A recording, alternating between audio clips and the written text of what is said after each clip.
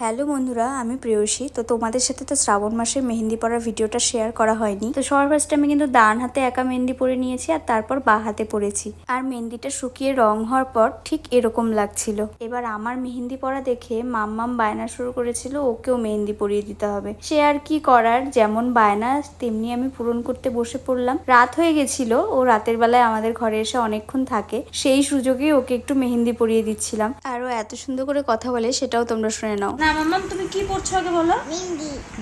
কে পরিয়ে দিচ্ছে? মামা।